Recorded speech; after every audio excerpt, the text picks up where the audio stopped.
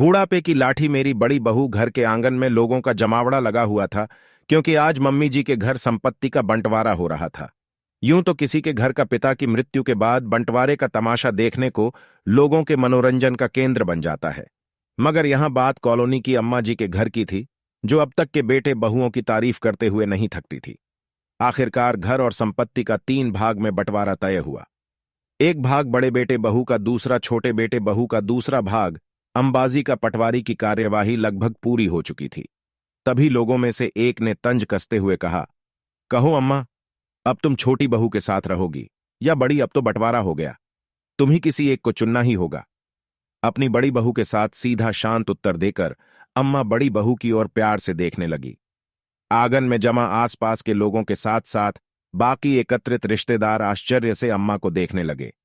तभी पास पड़ोस की एक महिला बोली, पर अम्मा, रोज तो बड़ी तुमसे नाराज हो जाती है, फिर भी उसके साथ, जबकि छोटी, वह तो आपके लिए कभी साल, कभी तुम्हारे चलने के लिए लाठी, कभी मिठाई वगैरह लाकर तुम्हें देते हैं।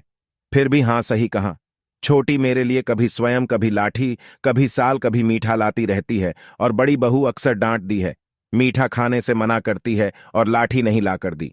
बड़ी बहू ने, सच कहूं, ये बहू से कब मेरी मां कब बन गई, मुझे पता ही नहीं चला। बढ़ती उम्र में डायबिटीज है, तो इसलिए मुझे मीठा नहीं खाने देती।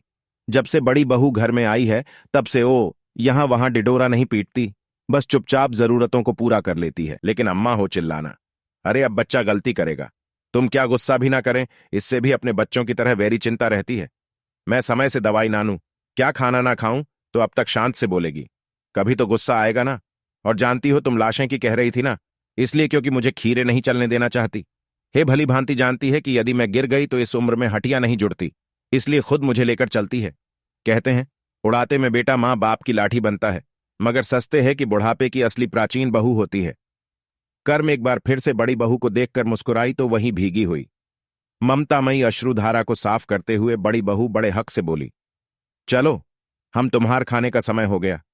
जहां वहां उपस्थित कभी लोगों के चेहरे पर मुस्कान आ रही थी, तो बेटी और बहू समझा चुका था, प्यार और ममता दिखावे और धीरे से नहीं, बल्कि रितेश से और अपनेपन से होता है।